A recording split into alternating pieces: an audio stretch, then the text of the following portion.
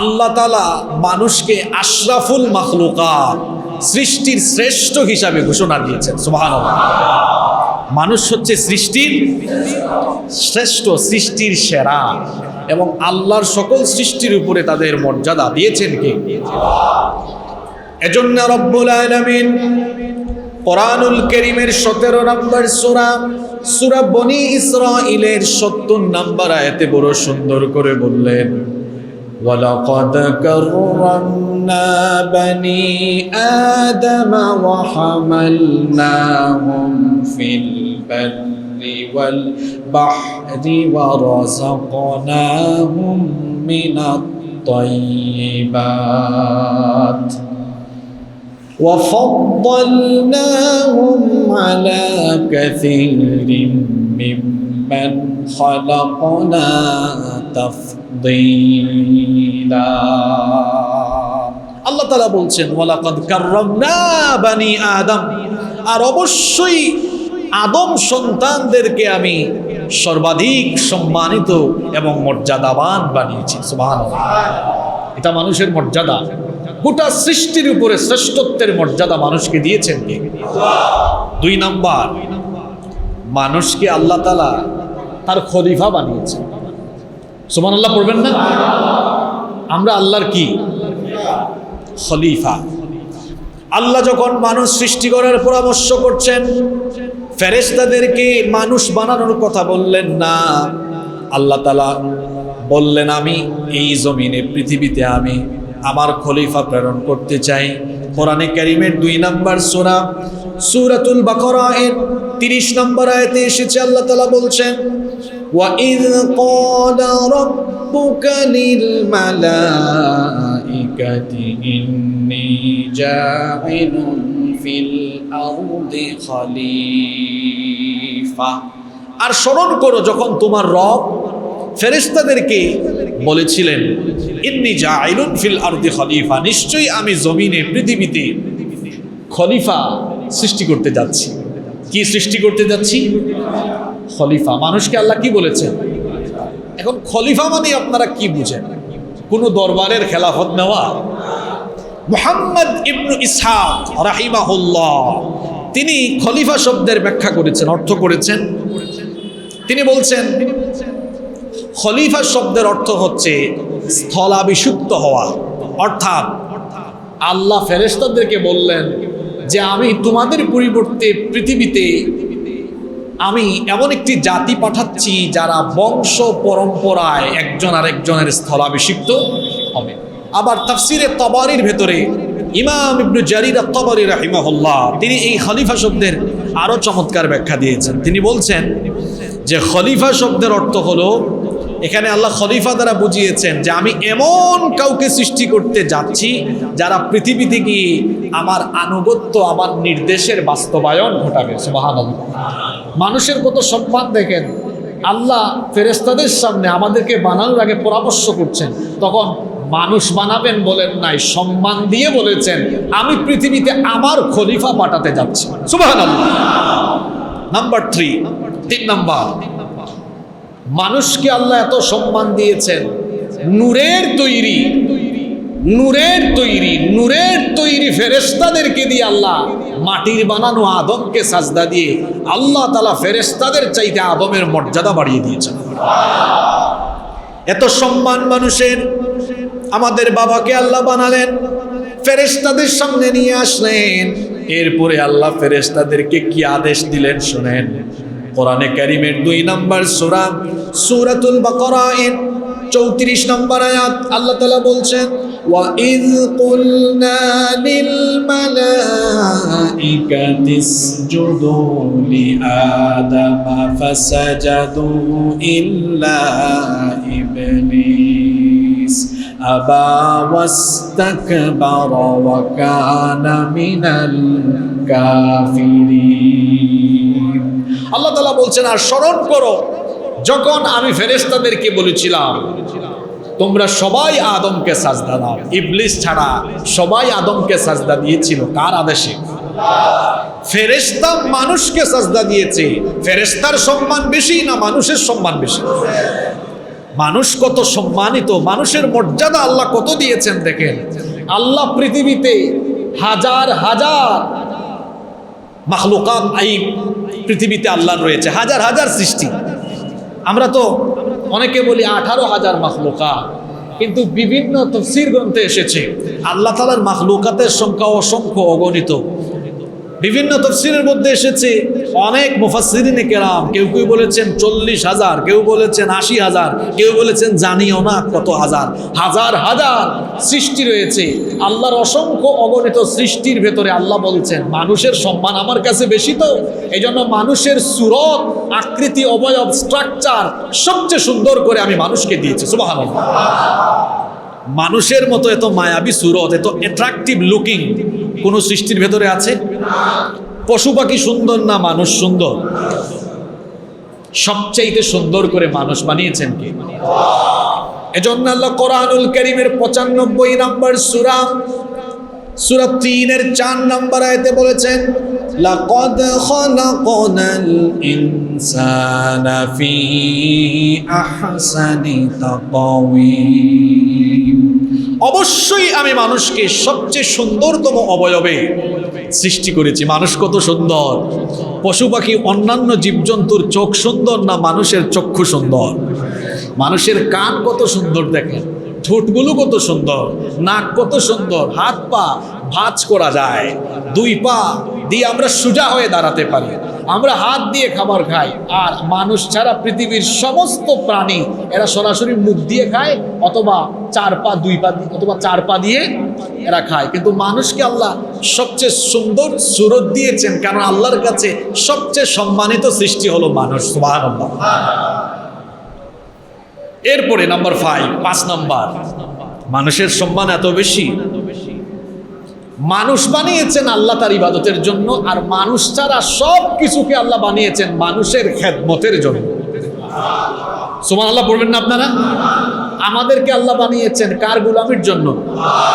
আমরা ছাড়া যা কিছু আছে সব কিছুকে আমাদের খেদমতের জন্য বানিয়েছেন কে? সূর্য কার খেদমতের জন্য?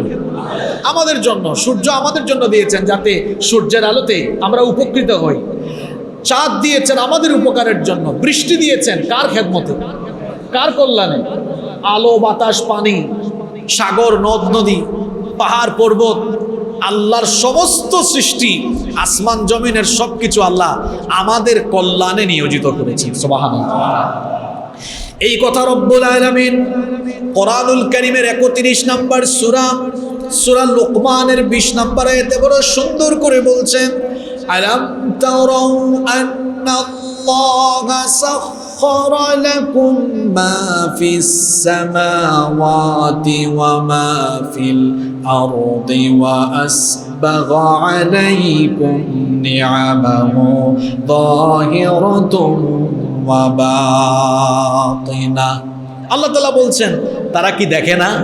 তোমরা কি দেখো না? আসমান আর জমিনে যা কিছু আছে সব কিছু আল্লাহ তাআলা তোমাদের কল্যাণে নিয়োজিত করেছেন। সুবহানাল্লাহ।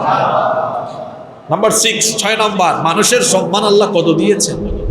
দুনিয়ার একমাত্র সৃষ্টি মানুষ, যাদেরকে আল্লাহ বিবেক দিয়েছেন। মানুষ ছাড়া কাউকেই আল্লাহ বিবেক দেন নাই। সুবহানাল্লাহ পড়বেন না? আচ্ছা বলেন তো, আমরা ছাড়া আর কারো বিবেক আছে? বিবেক আছে? আমরা ছাড়া আর কারো বিবেক নাই। মানুষকে আল্লাহ বিবেক দিয়েছেন যাতে করে এই বিবেক দিয়ে সে সত্য আর মিথ্যা যাচাই করতে পারে। মানুষকে আল্লাহ বিবেক দিয়েছেন যাতে করে সে হক আর বাতিলকে নিরূপণ করতে পারে। মানুষকে আল্লাহ বিবেক দিয়েছেন যাতে সে ন্যায় অন্যায়, সুবিচার অবিচার এগুলোর মধ্যে পার্থক্য করতে পারে। আল্লাহর দেওয়া নেয়ামত এই বিবেককে কাজে লাগিয়ে যারা সত্যও বুঝে না, মিথ্যাও বুঝে না, ন্যায়ও বুঝে না, অন্যায়ও বুঝে না, জুলুমও বুঝে না, সুবিচার অবিচার কিছুই বুঝে না, এরা হচ্ছে বিবেকহীন বস্তা পচা মানুষ। এরা হলো অবিবেচক এবং বিবেক থাকা সত্ত্বেও যারা সত্যকে সত্য বলতে ভয় পায়, মিথ্যাকে মিথ্যা বলতে ভয় পায়, জুলুমকে জুলুম বলতে ভয় পায়, অন্যায়কে অন্যায় বলতে ভয় পায়, শয়তান এদের বিবেকের মধ্যে পেশাব করে দিয়েছে। এদের বিবেকে শয়তান পেশাব ঢেলে দিয়েছে।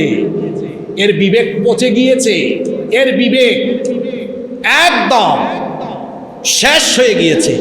সত্যও বুঝে না, মিথ্যাও, সাদাও বুঝে না, কালো বুঝে না। এমন মানুষ তো আমাদের চারপাশে নাই।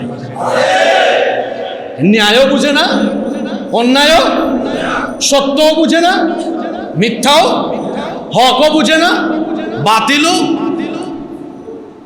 পশুর বিবেক আছে? কথা বলেন। তাহলে মানুষের বিবেক আছে। বিবেক থাকার পরেও যে ব্যক্তি বিবেক খাটায় না, ও পশুর চেয়ে খারাপ। ও পশুর চাইতে। আমরা কি পশু হয়ে বাঁচতে চাই না মানুষের সম্মান নিয়ে বাঁচতে চাই? তাহলে সত্যকে সত্য বলা শিখুন, মিথ্যাকে মিথ্যা বলা শিখুন, ন্যায়কে ন্যায় বলতে শিখুন, অন্যায়কে অন্যায় বলতে শিখুন। তাহলে আপনি মানুষ, তাহলে আপনি মানুষ। মানুষের কথা বলছি, আপনি মানুষ। আপনাকে এই কোয়ালিটি, এই বৈশিষ্ট্যগুলো দিয়েছেন কে? এটা আল্লাহ পশুকে দিয়েছেন, গরু ছাগলকে দিয়েছেন। বিবেক আল্লাহ কাকে দিয়েছেন? আপনাকে দিয়েছেন। আপনি মানুষ, আপনার বিবেক কাজে লাগাতে হবে। এই বিবেক আমরা ছাড়া অন্য কেউ আর পায়।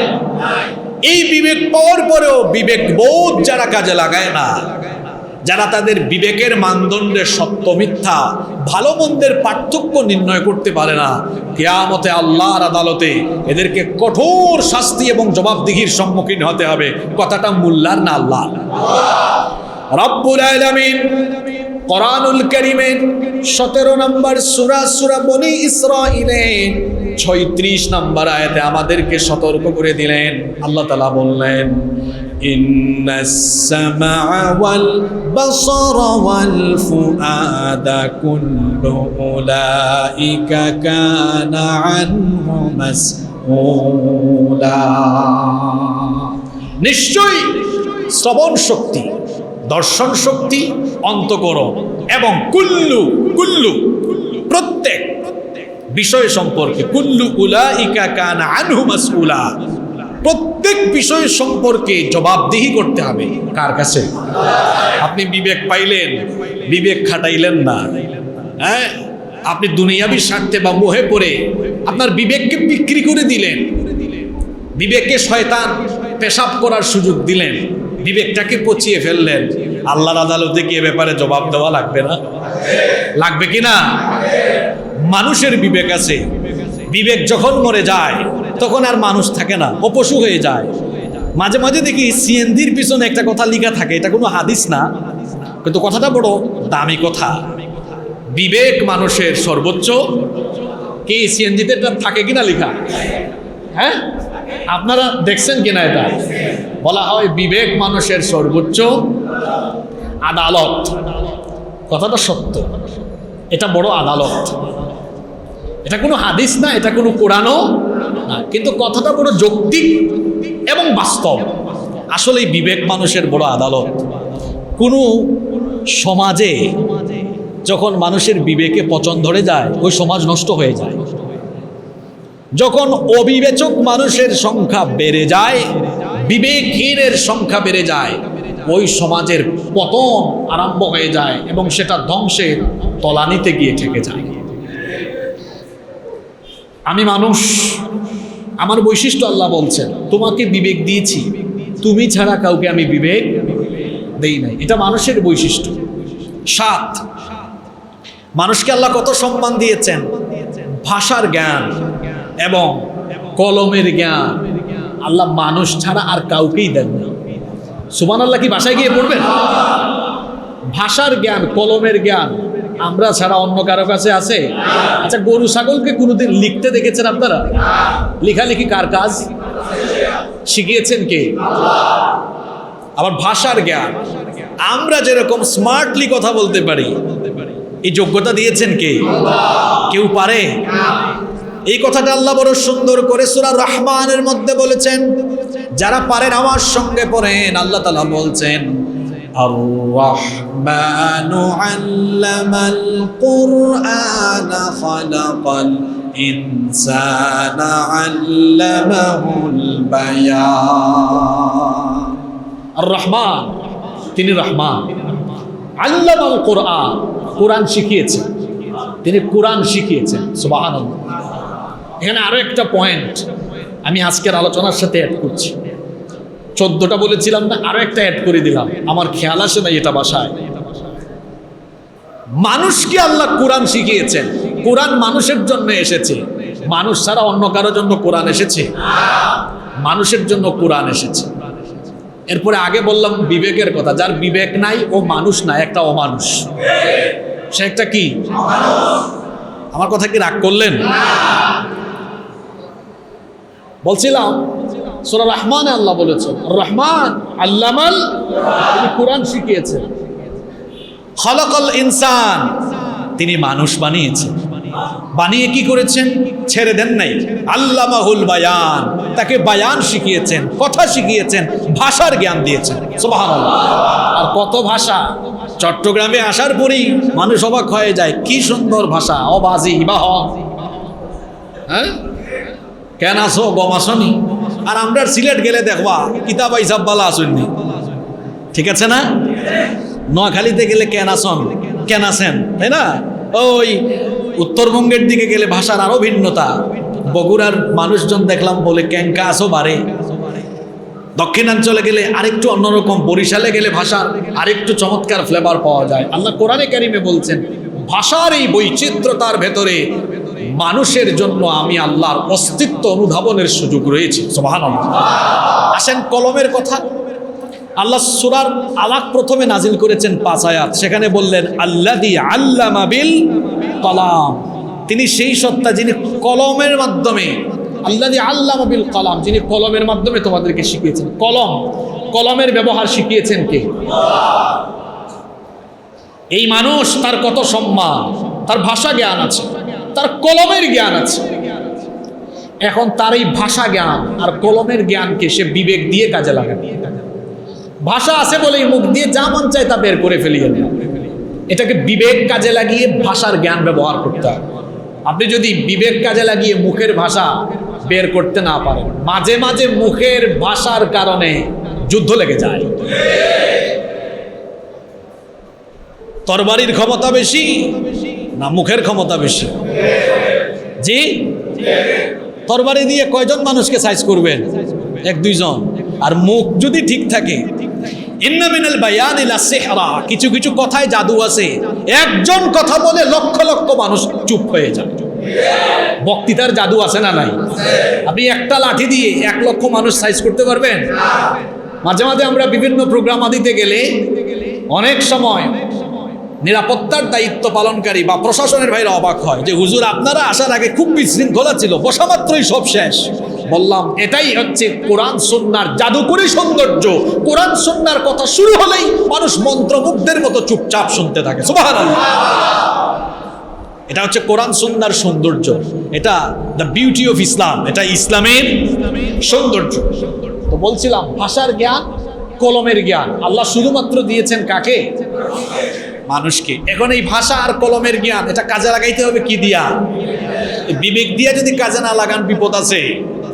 একটা কথার কারণে যুদ্ধ লেগে যেতে, আবার একটা কথার কারণে সব ঠান্ডা হয়ে যেতে, সব ঠান্ডা হয়ে যেতে পারে। ভাষার জ্ঞান এটা এমন জবান, এটার অনেক অনেক সঠিক পথে আনতে পারবেন। আবার একটা কথা দিয়ে পুরা জাতির মধ্যে আপনি গৃহযুদ্ধ লাগিয়ে দিতে পারবেন। আবার এই বিবেককে কাজে লাগিয়ে কলমের ব্যবহার করলে একটা জাতির সঠিক পথে পরিচালিত হয়।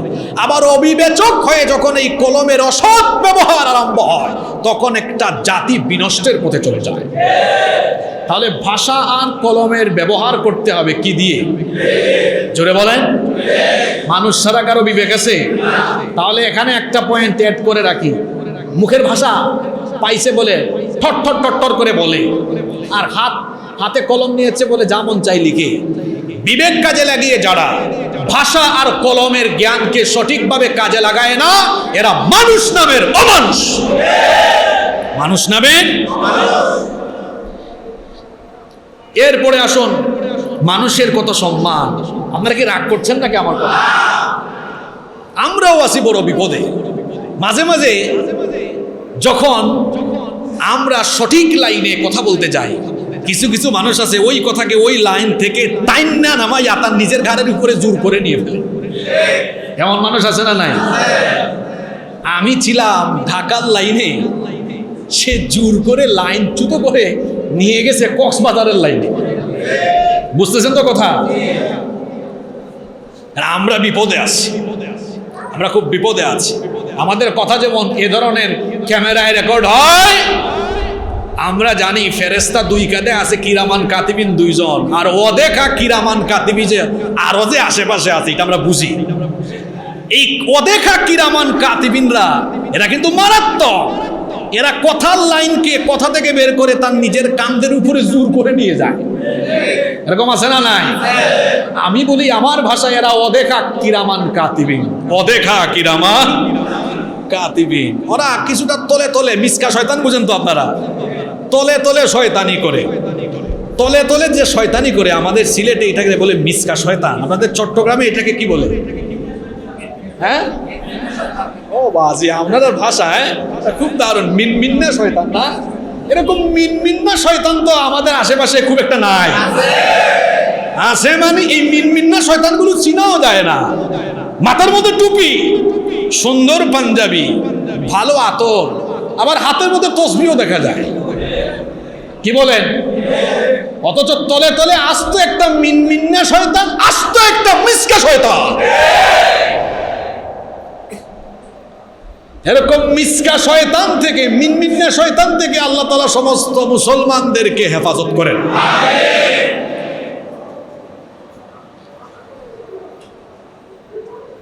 সম্মানিত মুসল্লিবৃন্দ, বলছিলাম কার সম্মানের কথা?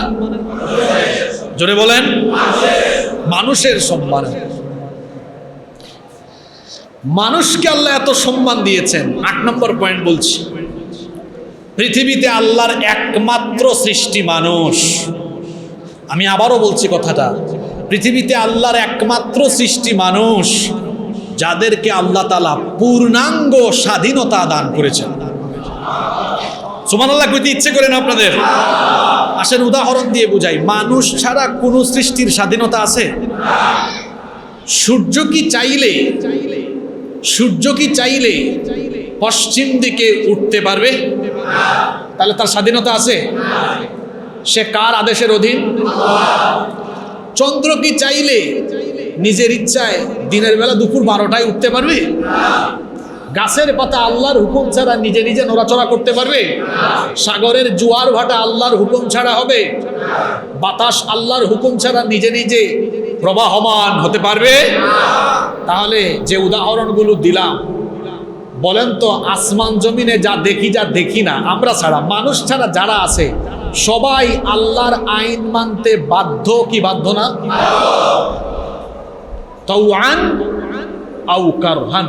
আল্লাহ কোরআনে বলেছেন তাওআন আও কারহান, ইচ্ছায় হোক অনিচ্ছায় হোক তাকে আমার আইন মানতেই হবে। কিন্তু এক শ্রেণীকে আমি আল্লাহ বেশি সম্মান দিয়েছি, তো এরা সম্মানিত, আমি এটা বাধ্যবাধকতা করি নাই, তাদেরকে আমি পূর্ণাঙ্গ স্বাধীনতা দিয়েছি। তাদের নাম কি? তাদের নাম কি? এখন বলে হুজুর এটার দলিল কি? দলিল হলো আল্লাহ কোরআনে কারিমে বলেছেন, আমি মানুষ বানাইছি, মানুষ পাঠিয়েছি, যার ইচ্ছা আমার উপর ঈমান আনুক, যার ইচ্ছা না আনুক, যে ইচ্ছা আমারে মানুক, যার ইচ্ছা না মানুক, ইমানদাররেও খাওয়াবো বেঈমানরেও। আল্লাহ কোরআনে সূরা কাহাফে কি বললেন? ফামান শাআ ফালইউমিন ওয়া মান শাআ ফালইয়াকফুর। যার ইচ্ছা ঈমান আনুক, যার ইচ্ছা কুফরি করুক, এটা তার স্বাধীনতা। এই স্বাধীনতা দিয়েছেন কে? দেখেন দেখেন দেখেন, ভালো করে বুঝেন। আল্লাহ বলছেন পৃথিবীতে একমাত্র স্বাধীনতা দিয়েছি, মানে সৃষ্টির সূচনা লগ্ন থেকেই তোরা স্বাধীন, জাত স্বাধীন, স্বাধীন, তোদের কোনো বাধ্যবাধকতা নাই। তারা কারা? জোরে বলেন। এমনকি দিন মানার ক্ষেত্রে, ধর্ম মানার ক্ষেত্রেও স্বাধীনতা কি নাই? আল্লাহ কি কোনো নবীকে, কোনো রসুলকে পাঠিয়েছেন দারোগা বানায়া যে পিটাইয়া সাইজ করে ইমানদার বানায়া ছাড়বা? এরকম নাকি?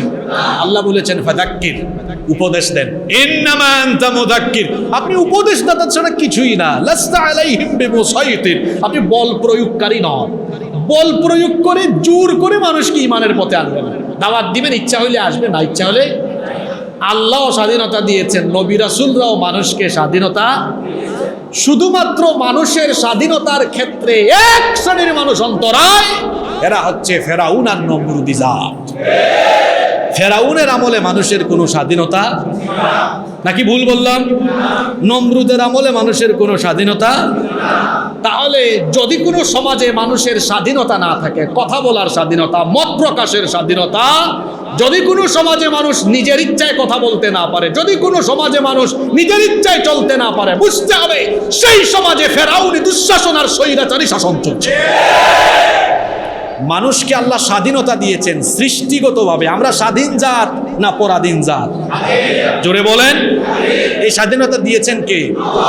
আপনারা যদি স্বাধীন না হইতেন, কার ক্ষমতা আছে এখানে এক ওয়াক্ত নামাজ ছাড়া বাড়িতে ঘুমাইতে পারতেন? স্বাধীনতা আছে না? যদি স্বাধীনতা না থাকতো আল্লাহ ফেরেশতা পাঠায় বলতেন একদম পিটাইয়া সাইজ করে ফেল, পিটাইয়া সাইজ করে ফেল, একদম ফাটায় ফেল, সাইজ করে ফেল। আল্লাহ কি এমন কোন আদেশ দিয়েছেন? আছে এরকম আদেশ? যার ইচ্ছা আসো, যার ইচ্ছা আসিও না, এটা স্বাধীনতা। এই স্বাধীনতা দিয়েছেন কে? ইসলাম মানুষকে দিয়েছে স্বাধীনতা। এই স্বাধীনতা যারা কেড়ে নেয় তারা আল্লাহর শত্রু, রাসূলের শত্রু, ইসলামের শত্রু, মানবতার শত্রু। এই স্বাধীনতা যারা কেড়ে নেয় আল্লাহর শত্রু, রাসূলের শত্রু, ইসলামের শত্রু, মানবতারও শত্রু। আমাদের এই যুগে ইন্টারনেট আছে, ফেরাউনের যুগে ইন্টারনেট ছিল না। ছিল নাকি?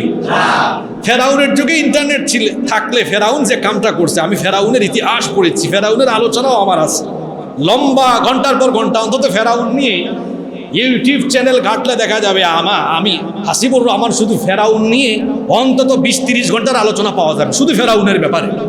এত আলোচনা তার ব্যাপারে আছে। তো ফেরাউনের ইতিহাস আমরা পড়ছি। এ মানুষের স্বাধীনতা এমন ভাবে কেড়ে নিয়েছিল, তার বিরুদ্ধে কথা বলা যাবে না। সে বলেছে ফাকালা আনা রাব্বুকুমুল আ'লা, বিরোধী হলেই ধরে ফেলেছে। এমন কি সে ছিল এমন, আপনারা জানেন মুসা নবীর জন্মই হইতে দেয় না, নির্মম ভাবে বনি ইসরাইলের শিশুদেরকে হত্যা করেছে। ঠিক না বেটি? স্বাধীনতা ছিল? স্বাধীনতা নাই, মানুষকে বাড়িতে ঘুমাইতেই দেয় না। ফেরাউন বনি ইসরাইলের মহিলারা যখন প্রেগনেন্ট হইতো এত চিন্তায় থাকতো যে না জানে কোন সময় ফেরাউনের বাহিনী চলে আসে। মানুষ যদি বাড়িতে ঘুমাইতে না পারে বুঝতে হবে এটা ফেরাউনি অবস্থা, ফেরাউনি অবস্থা। এভাবে করে ফেরাউন মানুষের কথা বলার স্বাধীনতা কেড়ে নিয়েছে। ফেরাউন মানুষের বাক স্বাধীনতা কেড়ে নিয়েছে। ফেরাউন মানুষের সার্বিক ধরনের স্বাধীনতায় হস্তক্ষেপ করেছে।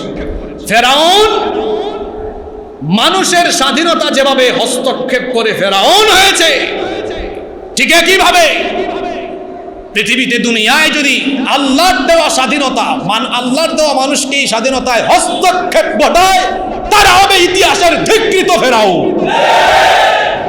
মানুষের এই স্বাধীনতায় হস্তক্ষেপ করার ক্ষমতা কারো এই স্বাধীনতা দিয়েছেন কে? আল্লাহ। তো বলছিলাম ফেরাউনের সময় সে ডিভাইড এন্ড রুলস জারি করেছিল। আপনারা সূরা কাসাস পড়বেন। সূরা কাসাসে আল্লাহ বলেছেন ইস্তাদঈফু তাঈফাতাম মিনহুম, সে তার জনপদকে বিভক্ত করে রেখেছিল। ডিভাইড এন্ড রুলস, বিভক্ত করো, শাসন করো। বিভক্ত করেছিল এমন যে আমি ফেরাউন ছাড়া এবং আমার অনুসারী ছাড়া বাদ বাকি যারা আছে সবাইকে বিভিন্ন ট্যাগ লাগাও। এভাবে করে সে বিভক্ত করে সে তার রুলসকে অব্যাহত রেখেছিল। আমি কি আপনাদের কথা বলতেছি না ফেরাউনের কথা বলতেছি? আপনারা আবার জোর করে আপনাদের কান্দে নিয়ে ফেলিয়েন। কার কথা বলতেছি? কার কথা? তো ফেরাউন মানুষের কথা বলার স্বাধীনতা যেমন কেড়েছে, ভাত কেড়ে নিয়েছে। বলবেন হুজুর ভাত কেমনে কেড়ে নিয়েছে? যারা মুসা নবীর উপর ঈমান আনতো ধরে এনে খাবার দাবার বন্ধ করে ভাত কেড়ে, মানুষের খাবার কেড়ে নিয়েছে। কথা বলার স্বাধীনতা তো কেড়েছে, খাবারের স্বাধীনতা কেড়েছে। শুধু তাই নয়, ঘুমের স্বাধীনতা কেড়েছে। বনি ইসরাইলের মহিলারা বাড়িতে ঘুমাইতেই পারত না ফেরাউনের টেনশনে। আরে এখনো পৃথিবীর বহু জায়গায় নব্য ফেরাউনের টেনশনে মানুষ ঘুমাইতেই পারে না। বনি ইসরাইলের মহিলাদের ঘুম নাই। কোন সময় ফেরাউনের বাহিনী আসে। কারণ ফেরাউন তো রুলস জারি করেছে, আমার গণকরা আমাকে বলেছে অচিরেই বনি ইসরাইলের ঘরে মুসার জন্ম হবে, এজন্য আইন করেছে যে শিশু জন্ম নিবে তারে মারো, যে শিশু জন্ম নিবে তারে।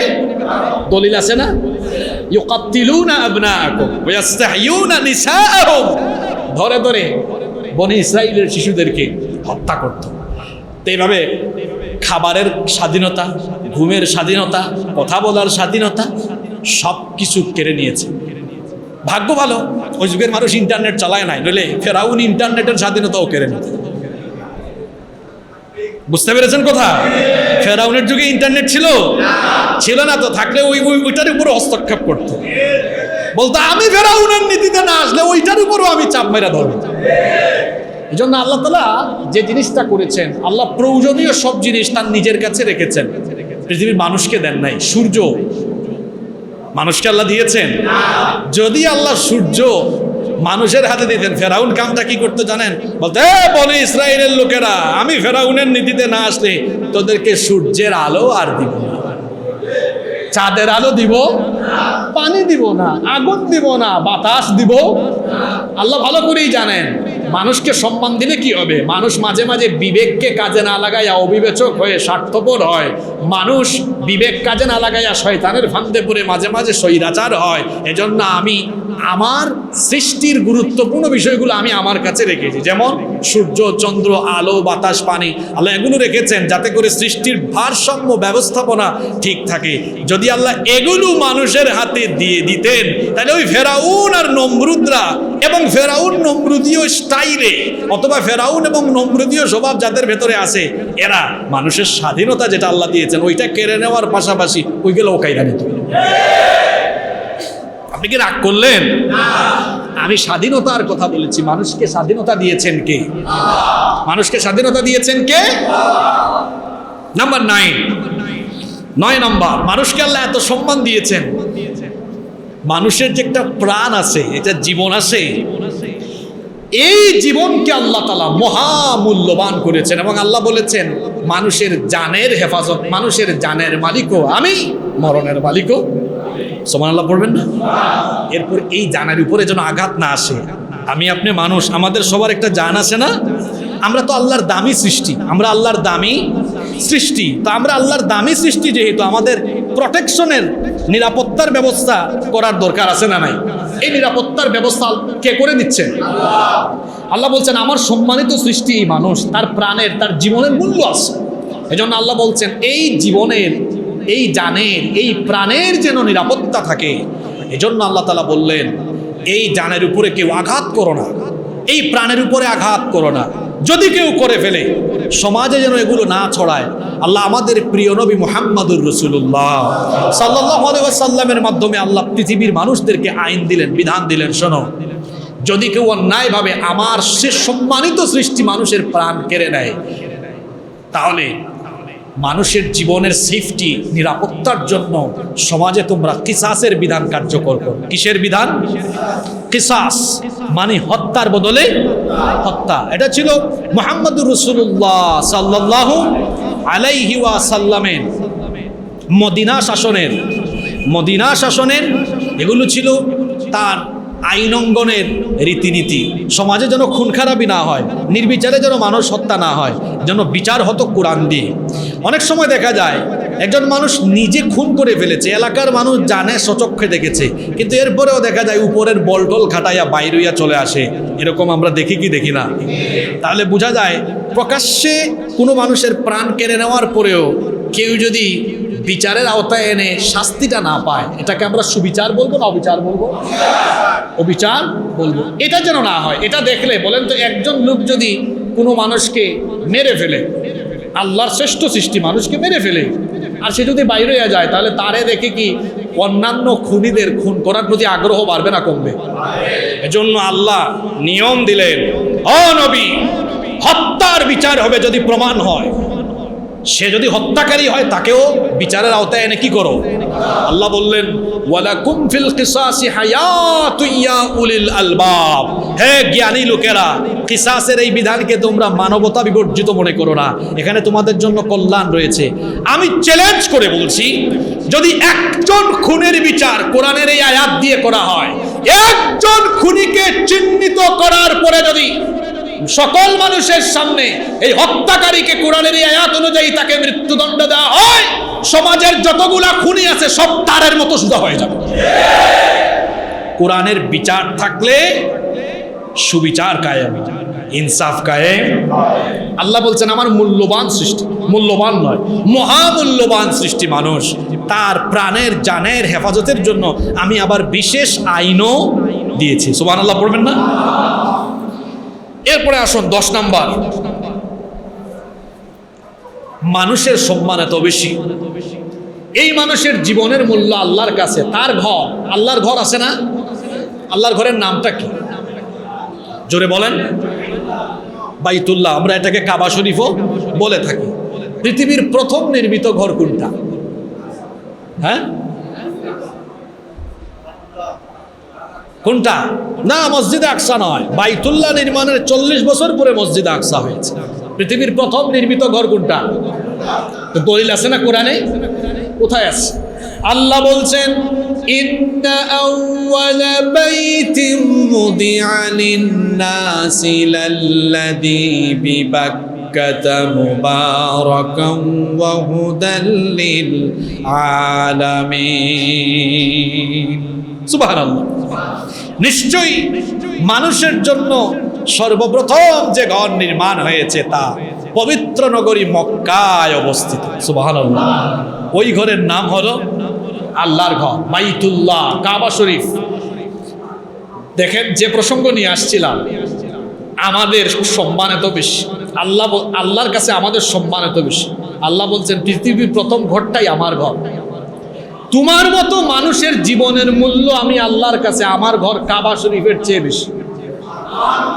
এত আস্তে বললেন আপনারা এটা? আল্লাহ বলছেন তোমার মতো মানুষের জীবনের মূল্য আমার কাছে আমার ঘর কাবা শরীফের চাইতেও। আল্লাহু আকবার, আল্লাহু আকবার। আমাদের জীবনের মূল্য আল্লাহর ঘরের চেয়েও, আল্লাহর ঘরের চেয়েও।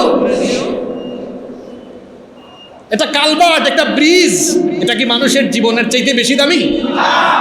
আল্লাহ বলতেছেন আমার বানানো ঘর। আচ্ছা, কাবা শরীফের মিস্ত্রি কি মানুষ না ফেরেশতা? হ্যাঁ, প্রথম নির্মাণ করছে কি মানুষ না ফেরেশতা? আপনি কি তালের মধ্যে আছেন নাকি? আল্লাহর ঘর কাবা শরীফ আল্লাহ নির্মাণ করিয়েছেন কাদের মাধ্যমে? পরবর্তীতে পুনর্নির্মাণ হয়েছে, মানুষেরাও মিস্ত্রির কাজ করেছে। কিন্তু আমি বলছি প্রথমবারের কথা, স্টার্টিং এর কথা। প্রথমবার মিস্ত্রি ছিল কারা? ফেরেশতাদের দ্বারা আল্লাহর ঘর বানানো হয়েছে। আল্লাহ বলছেন তোমার মতো মানুষের জীবনের মূল্য আমার বানানো আমার কাবা ঘর আমার ঘরের চাইতেও বেশি। সুবহানাল্লাহ। শুনেন একটা হাদিস, আব্দুল্লাহ ইবনে উমর রাদিয়াল্লাহু আনহুমা হাদিস বর্ণনা করছেন। তিনি বলছেন রাআইতু রাসূলুল্লাহি, আমরা সকলে বলি সাল্লাল্লাহু আলাইহি ওয়াসাল্লাম, ইয়াতুফু বিল কাবা। তিনি বলছেন আমি দেখলাম রাসূল করিম সাল্লাল্লাহু আলাইহি ওয়াসাল্লাম কাবা ঘর তওয়াফ করছেন। কাবা ঘর তওয়াফের সময় তিনি বলছেন ইয়াকুলু মা আতয়াবাকি ওয়া আতয়াবা রিহাকি মা আযমাকি ওয়া আযমা হুরমাতাকি। তিনি বলছেন মা আতয়াবাক, হে কাবা ঘর তুমি কতই না পবিত্র, তুমি কতই না উত্তম। ওয়া আতয়াবা রিহাক, এবং তোমার সুগন্ধিটা কতই না অ্যাট্রাকটিভ, কতই না আকর্ষণীয়। মা আযমাকি ওয়া আযমা হুরমাতাকি, তোমার সম্মান, তোমার স্ট্যাটাস, তোমার মর্যাদা কতই না বেশি। তবে শোনো, ওয়াল্লাযী নাফসু মুহাম্মাদুন বিয়াদিহি, সেই সত্তার কসম করে বলছি যার হাতে আমার প্রাণ, লা হুরমাতুল মুমিনি আযমু ইনদাল্লাহি হুরমাতুম মিন কিমালিহি ওয়া দামিহি ওয়া আন নাযুন্নু বিহি ইল্লা খায়রা। সেই সত্তার কসম করে বলছি যার হাতে আমার প্রাণ, আল্লাহর কসম, তুমি পবিত্র, তুমি সম্মানিত, তুমি মর্যাদাবান, তোমার গ্রানটা সেন্টটাও ভালো। কিন্তু হে কাবা শরীফ তুমি শোনো, তোমার মর্যাদা, তোমার সম্মানের চাইতে আল্লাহর সৃষ্টি একজন মানুষের রক্ত, জীবন, সম্মানের মর্যাদা আরো অনেক অনেক অনেক অনেক বেশি। সুবহানাল্লাহ। মানুষের প্রাণের, মানুষের জীবনের মূল্য চিন্তা করেছেন আপনার? কাবা শরীফের চাইতেও। শুধু তাই নয়, 11 নম্বর পয়েন্ট, মানুষের জীবনের মূল্য শুধু কাবা শরীফ নয়, অন্য এক হাদিসে এসেছে, বলা হয়েছে তামাম দুনিয়ার সকল সম্পদের চাইতে একজন মানুষের জীবনের মূল্য অনেক বেশি। সুবহানাল্লাহ পড়বেন না? বাংলাদেশের সম্পদ, এশিয়ার সম্পদ, না তামাম দুনিয়ার সম্পদ? তামাম দুনিয়ার সম্পদের চাইতেও দামি সম্পদ কার জীবন? কোথায় আছে এটা? মুসলিম শরীফের হাদিস, তিরমিজি, নাসাই, ইবনে মাজাতে ওই হাদিস এসেছে। রাসূল করিম, আমরা বলি সাল্লাল্লাহু আলাইহি ওয়াসাল্লাম বলছেন, লাযাওয়ালুদ দুনিয়া আহওয়ানু আলাল্লাহি মিন কিতলি রাজুলিন মুসলিম। আল্লাহ রাসূল বলছেন, একজন মুসলিমকে হত্যা করার চাইতে আল্লাহর কাছে পুরো বিশ্ব ধ্বংস হয়ে যাওয়া অধিকতর সহজ। অর্থাৎ পুরো বিশ্ব, পুরো জগৎ, পুরো সৃষ্টি জগৎ ধ্বংস হয়ে যাওয়ার চাইতে একজন মানুষ টিকে থাকা এটা অত্যন্ত গুরুত্বপূর্ণ। কারণ গোটা দুনিয়ার সম্পদের চাইতে একজন মানুষের জীবনের মূল্য অনেক বেশি। সুবহানাল্লাহ। আমরা অত্যন্ত মর্মাহত, আমরা অত্যন্ত দুঃখ পেয়েছি, আমরা ব্যথিত। বাংলাদেশে গত কয়েকদিনে আমাদের রাষ্ট্রীয় অনেক সম্পদের ক্ষয়ক্ষতি হয়েছে। দেশপ্রেমিক কোনো নাগরিক, দেশপ্রেমিক কোনো মানুষ তার দেশের সম্পদের ক্ষতি হোক এটা কখনো সে চাইতে পারে, কারণ আমার দেশের সম্পদগুলো কার? এটা আমার, আপনা, আমাদের সবার সম্পদের ক্ষতি হোক, এটা কি দেশপ্রেমিক কোনো মানুষ চাইবে? দেশপ্রেমিক মানুষরা যেমন সম্পদের ক্ষতি চাইতে পারে না, সম্পদের ক্ষতি করতে পারে না, ঠিক তেমনি সত্যিকারের দেশপ্রেমিক মানুষরা কোনো মানুষের জীবনেরও ক্ষতি সাধন করতে পারে। কারণ তামাম দুনিয়ার সম্পদের চাইতে তো জীবনের মূল্য। কেন? সম্পদ এটা নষ্ট হলে এটাকে সংস্কার করার সুযোগ কিন্তু জীবন চলে গেলে এই জীবন কি ফিরিয়ে আনা যায়? এটা নষ্ট হয়ে গেল, এটা ঠিক করার সুযোগ আছে না? এখানে কোনো সমস্যা হলো এই মাইকগুলোতে, নষ্ট করার সুযোগ আছে না? আপনার জীবন শেষ হয়ে গেল, ফিরিয়ে আনা যাবে? জোরে বলেন। আমাদের দেশে গত কয়েকদিনে রাষ্ট্রীয় সম্পদের যেমন ক্ষতি হয়েছে, আমরা কষ্ট পেয়েছি, তার চেয়ে বেশি কষ্ট পেয়েছি আমরা আরো গুরুত্বপূর্ণ সম্পদ, বহু মানুষের জীবন চলে গিয়েছে, এতে আমাদের হৃদয় আরো বেশি ক্ষত বিক্ষত হয়ে গেছে। আমরা যখন ভারত পিরিয়ডে ছিলাম, ভারতবর্ষে ছিলাম, কোনো আন্দোলনে কোনো সময় এত মানুষ মারা যায় নাই। এরপরে আমরা পাকিস্তান পিরিয়ডে যখন পাকিস্তানি জানোয়ারদের দ্বারা, পাকিস্তানি ঘাতকদের দ্বারা আমরা যখন শোষিত ছিলাম, তখনও এত মানুষ মারা যায় না। ৭১-এর পরে বাংলাদেশ পেলাম, এই 2 সপ্তাহের আগ পর্যন্ত কোনো সময় বাংলাদেশে এত মানুষ মারা। ৫২তে ভাষার জন্য যারা জীবন দিয়েছেন, ইতিহাসবিদরা সংখ্যা নিয়ে যদিও তাদের মধ্যে কিছুটা মতানৈক্য আছে, কিন্তু আমরা কয়েকজনের নাম জানি, সালাম, বরকত, রফিক, জব্বার। এরপরে বাংলাদেশে বিভিন্ন সময়ে বিভিন্ন ইস্যুতে আন্দোলন হয়েছে, এত মানুষ মারা যায় না। এটা তো আমরা তো সব জানিও না, পত্রপত্রিকা আর মিডিয়া বলেছে। পত্রপত্রিকা আর মিডিয়াতে আমরা দেখছি যে শত শত মানুষের প্রাণ ঝরে গিয়েছে, সম্পদেরও ক্ষতি, জীবনেরও ক্ষতি। এবং যে জীবনগুলো ঝরে গিয়েছে সেখানে সমকাল পত্রিকা রিপোর্ট করেছে, আমি পত্রিকার নাম বলছি, সমকাল পত্রিকা রিপোর্ট করেছে, হেডলাইন দিয়েছে, ফুল হয়ে ফোটার আগে ঝরে গেল ওরা। আমি সমকাল যখন পড়ছিলাম আমার মনের অজান্তেই চোখের পানি চলে আসে। আহা, 4 বছরের শিশু, আহা, বেলকুনি বারান্দায় গিয়েছে, যে বাসার সামনে হট্টগোল হচ্ছে দেখার জন্য, ওই বারান্দায় গুলি খেয়ে শেষ। 6 বছরের মেয়ে রিয়া। আপনারা জানেন আমরা যারা টাউনে থাকি খেলার মাঠটা খুব একটা, এবং মেয়েটা ছাদে গেছে খেলতে, গুলি খাইয়া শেষ। হোসাইন নামের এক ছেলে, আপনারা দেখবেন ছোট্ট ছোট্ট বাচ্চারা কোনো কিছু দেখলে বের হয় দেখার জন্য।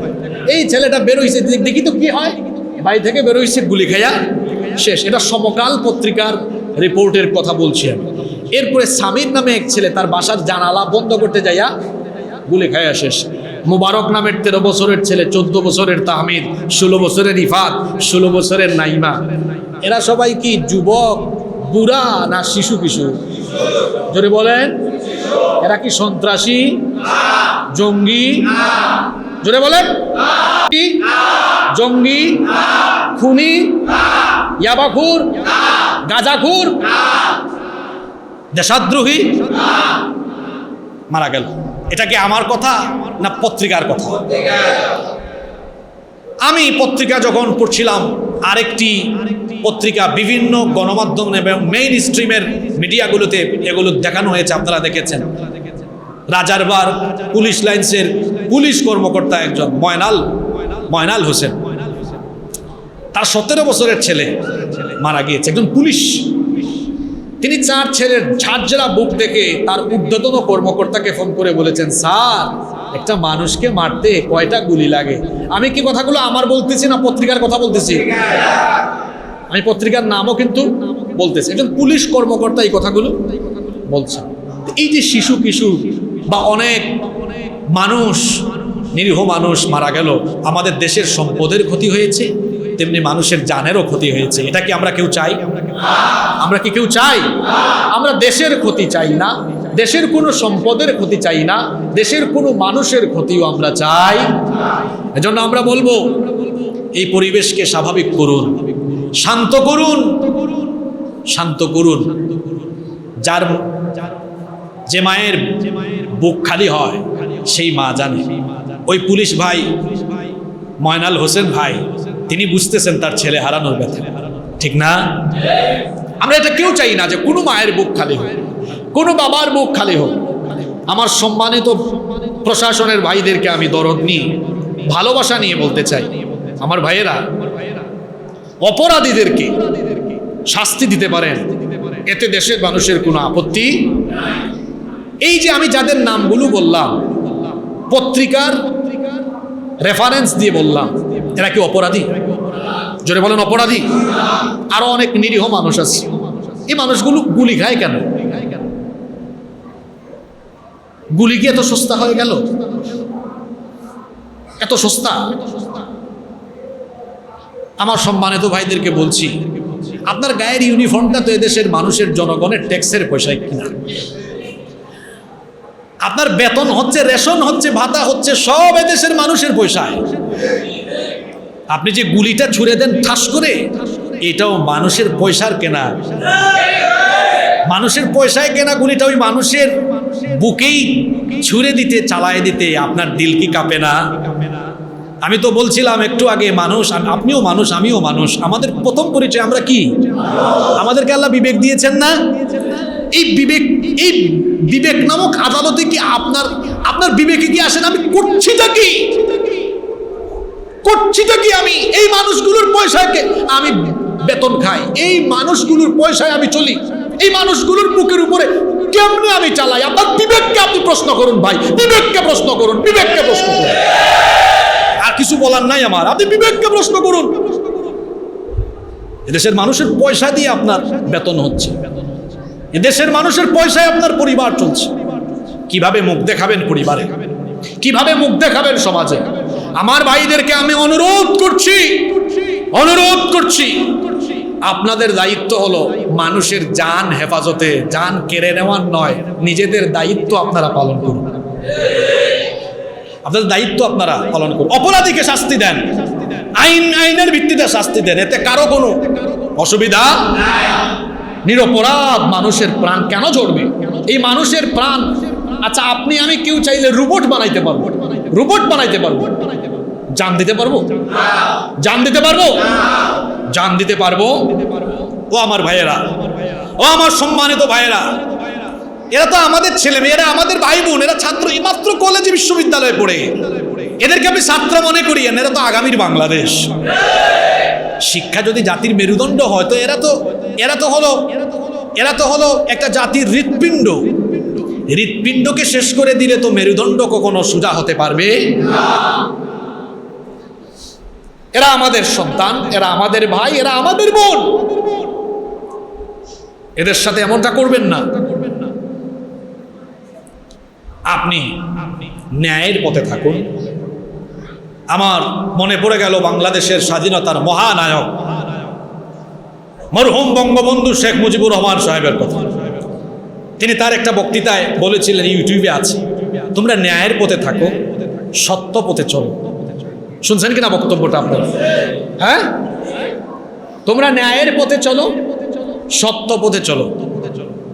বঙ্গবন্ধু এমন ছিলেন, যখন বাংলাদেশের মানুষদেরকে পাকিস্তানের হানাদার ঘাতক শোষকরা যখন এদেশের মানুষের বুকের মধ্যে গুলি চালিয়েছিল, তখন তিনি বলেছিলেন যে আমার দেশের জনগণের উপরে যারা গুলি চালায়, আর যদি একটা গুলি চলে, আর যদি একটা গুলি চালানো হয়, তাহলে সবাই ঐক্যবদ্ধ হয়ে ঝাঁপিয়ে পড়ে। এটা কার কথা? কার কথা? বঙ্গবন্ধু শেখ মুজিবুর রহমান সাহেবের কথা, স্বাধীনতার মহানায়ক। তিনি এই কথাগুলো বলেছিলেন। স্বাধীন দেশে স্বাধীনতার স্থপতির কথাটা অন্তত আসুন, এখানে এই পয়েন্টটা নেন না একটু। বঙ্গবন্ধুর অনেক সুন্দর সুন্দর বক্তব্য আছে, বঙ্গবন্ধুর জীবনী আমি পড়েছি, অনেক সুন্দর সুন্দর কথা আছে, আমার খুব ভালো লাগে। এবং আমার মনে হয় বাংলাদেশে যাদের বক্তব্যে মানুষ সবচেয়ে বেশি আকর্ষিত হতো, তার মধ্যে একজন হচ্ছেন বঙ্গবন্ধু শেখ মুজিবুর রহমান। কথা ঠিক আছে কিনা? তার এক বক্তব্যে কিন্তু সব মানুষ ঝাঁপিয়ে পড়েছিল। মাঝে মাঝে খুব সুন্দর করে কথা বলতেন। চাটার দল সব নিয়ে গেছে, ব্রিজ নাই, রাস্তা নাই, কালভার্ট নাই, কিছুই নাই, সব নিয়ে গেছে, আমাকে দিয়ে গেছে শুধু কিছু চোর আর চামার। অনেক সুন্দর কথা না? অনেক সুন্দর কথা। তো তার অনেক সুন্দর সুন্দর কথা আছে, এগুলা নিলেও কিন্তু অনেক উপকারে। আমি বলছিলাম, নিজেদের দায়িত্ব আমরা প্রত্যেকে নিজেদের জায়গা থেকে সঠিকভাবে আদায় করি, আমরা অন্যায় না করি, জুলুম না করি। আমার এখন মনে পড়ে গেল একটা ঘটনা, ছোট্ট একটা ঘটনা। ঘটনাকে আমি বলবো, ঘটনাটা শুনুন, সবার কাজে লাগবে। ইমাম আহমদ বিন হাম্বল রাহিমাহুল্লাহ, একটা ঘটনা আমার মনে পড়ে। ইমাম আহমদ বিন হাম্বল রাহিমাহুল্লাহ ফজুমিয়া মসজিদের ইমাম সাহেবের মতো ইমাম তো? জি, আমাদের পাহাড়তলি কোন মসজিদের ইমাম সাহেবের মতো ইমাম। মুসনাদে আহমদের ভেতরে কতগুলো হাদিস, তিনি 40,000-এর মতো হাদিস। সুবহানাল্লাহ। ইমাম আহমদ বিন হাম্বলকে রাহিমাহুল্লাহ তার সময়ের জালিম শাসক গ্রেফতার করেছিল, তিনি কারাগারে বন্দী। এই ঘটনাটা কোন জায়গা থেকে বলতেছি একটু রেফারেন্সও দিই, নইলে তো আবার বলবেন বানায় টানায় বললো কিনা। ইমাম ইবনুল জাওজি রাহিমাহুল্লাহ তার মানাকিবুল ইমাম আহমদ গ্রন্থের মধ্যে এই ঘটনা বর্ণনা করেছে। ইমাম আহমদ বিন হাম্বল রাহিমাহুল্লাহ জেলে আছেন, এক কারারক্ষী তার কাছে আসছে। কে আসছে? কারারক্ষী, বুঝেন তো আপনারা? কারারক্ষী এসে বলল, ইমাম সাহেব আপনার সাথে আমার কিছু কথা আছে। তিনি বললেন, অবশ্যই তুমি বলতে পারো। আর ইমাম সাহেবের উপরে কিন্তু খুব নির্যাতন চলতেছে। কারারক্ষী এসছে, আপনার সাথে কথা আছে। আচ্ছা, কি কথা বলো? সে তখন বলল, আমি একটা হাদিস পড়েছি, এই হাদিসটা সত্য কিনা। ইমাম সাহেব তো অবাক, কিরে হাদিসের ইমাম আমি, আমার কাছে হাদিসের ব্যাপারে জানতে এসেছে, তাও এই কারাগারে। তিনি খুশি হলেন, বলে অবশ্যই তুমি বলো। তখন তিনি এই হাদিসের কথা বললেন যে এই হাদিসটা সত্যি কিনা, এটা সহি কিনা। তিনি বললেন, কোনটা? কারারক্ষী বলল, ওই যে জাবের রাদিয়াল্লাহু আনহুর হাদিস, আল্লাহ রসুল বলেছেন, আমি নির্বুদ লোকদের নেতৃত্ব থেকে পানাহ চাইছি। তখন সাহাবীরা বলেছিলেন, না ইমারাতুস সুফাহা, ইমারাতুস সুফাহা কি, নির্বুদদের নেতৃত্ব কি? তখন নবীজি বললেন, উমারাউ ইয়াকুনুনা বাদি লা ইয়াক্তাদুনা বিহাদি ওয়া লা ইয়াস্তাদুনা বিসুন্নতি। নবীজি বললেন, আমার পরে এমন কিছু শাসক কিয়ামতের আগে দুনিয়ায় আসবে, এরা আমার আদর্শে আদর্শিত হবে না, আমার পথে তারা চলবে না। ফামান সাদ্দাকাহুম বিকাযিবিহিম ওয়া আ'আনাহুম আলা যুলমিহিম, যে ব্যক্তি তাদেরকে সমর্থন দিবে, তাদের জুলুমের সহযোগী হবে, ফাউলাইকা লাইসু মিন্নী ওয়া লাস্তু মিনহুম। দেখেন কি বলছেন, আমি তার কেউ নই, সেও আমার কেউ নয়। ইন্না লিল্লাহি ওয়া ইন্না ইলাইহি। কি ভয়ঙ্কর হাদিস! কারারক্ষী এমনি জানতে চাই নাই, এসে বলতেছি ইমাম সাহেব বলেন তো, নবীজি বলেছেন কিয়ামতের আগে শেষ জামানায় কিছু জালিম শাসক বের হবে, আমি যদি জালিমকে সহযোগিতা করি, নবীজি তো বলেছেন যে, নবীজি বলেছেন সে আমার কেউ না, আমিও তার কেউ। এটা কি সত্যি হাদিস কিনা? ইমাম সাহেব বললেন হাদিস মানে এটা অবশ্যই সত্যি, সহিহ হাদিস। তখন ওই কারারক্ষী বলল, তাহলে আমি কি জালিমের সহযোগী? আপনাকে তো জালেম শাসক গ্রেফতার করে আনছে ইমাম সাহেবকে। আমি কি আপনাদের দেশের ইমাম সাহেবের কথা বলছি না ইমাম আহমদের কথা বলছি? গাড়ি আবার ঢাকার লাইন থেকে কক্সবাজারের লাইনে ঘুরাই দিয়ে। কোন ইমামের কথা হচ্ছে? ইমাম আহমদ বিন হাম্বলের কথা। কারারক্ষী বলতেছে আপনাকে তো জালেমই এখানে ঢুকাইছে, তা আমি কি জালেমের সহযোগী? ইমাম সাহেব বললেন না, তুমি জালেমের সহযোগী নও। বেচারা হাসছে, খুশি, তাইলে আমি বাঁচলাম। ইমাম সাহেব বললেন হাসিও না, হাসিও না, শোনো তুমি জালিমের সহযোগী না। তাহলে সে বলল তাহলে আমি কি? ইমাম সাহেব বললেন যে জালিম আমাকে এখানে আটকিয়েছে, তারে যারা খাবার খাওয়ায়, তারে যারা বুদ্ধি দেয়, পরামর্শ দেয়, এরা সবাই জালিমের সহযোগী, কিন্তু তুমি হচ্ছ সরাসরি জালিম, কারণ তুমি এই জুলুমকে সমর্থন করে জুলুমের পক্ষে কাজ করছো, তুমিও জালিম। আর অন্যদিকে আমি গেলাম না, ঘটনা বলে এই পয়েন্ট আটকে গেলাম। এই ঘটনায় জ্ঞানী লোকদের জন্য বহু নিদর্শন এবং শিক্ষা আছে। আল্লাহ শিক্ষা নেওয়ার তৌফিক দেন। 12 নম্বর, যে মানুষের সম্মান আল্লাহ এত বেশি দিয়েছেন, সেই মানুষের রক্ত ঝরানোকে আল্লাহ হারাম করে দিয়েছেন। বিদায় হজের ভাষণ আমরা জানি কি জানি না? বিদায় হজের ভাষণ স্টার্ট, 1.25 লক্ষ সাহাবীর সামনে নবীজি ভাষণ শুরু করেছেন। প্রথম কথা আল্লাহর প্রশংসার পরে প্রথম কথাই বললেন আইয়ুহান নাস, হে মানুষেরা। শুনেন, নবীজির কথাটা আমি জাস্ট নকল করছি, নবীজির বক্তৃতাগুলো এখনো কি আমাদের কাছে আছে না? আছে কিনা? যুগ পরম্পরায় আমরা পেয়েছি। এই নবীজি ওই দিন সাহাবীদেরকে যে লাইনটা প্রথমে বলেছিলেন, সেম লাইনটা আমি আপনাদেরকে বলছি, সেম লাইনটা, একদম সেম। আইয়ুহান নাস, হে মানুষেরা, ইন্না দিমাআকুম ওয়া আমওয়ালাকুম হারামুন আলাইকুম কাহুরমাতি ইয়াউমিকুম হাদা। নবীজি বললেন, হে জনগণ, মানুষেরা শোনো, তোমাদের রক্ত, তোমাদের জানমাল, একজন আরেকজনের জানমালকে ক্ষতি করা সেই রকম হারাম, যেমনি আজকের দিনটা হারাম। অর্থাৎ আজকের দিন যেমন সম্মানিত, ঠিক তেমনি ভাবে তোমার আরেক ভাইয়ের রক্ত, সম্পদ, জীবনও তোমার কাছে সম্মানিত। তার রক্ত ঝরাইও না, তার রক্ত ঝরাইও। কিয়ামতের দিন সর্বপ্রথম রক্তপাতের হিসাব হবে। অন্যায়ভাবে কত মানুষের রক্ত ঝরিয়েছেন। আল্লাহ নবী বলেছেন, আউয়ালু মা ইউকদা বাইনান নাস ইয়াউমাল কিয়ামাতি ফিদ দিমা।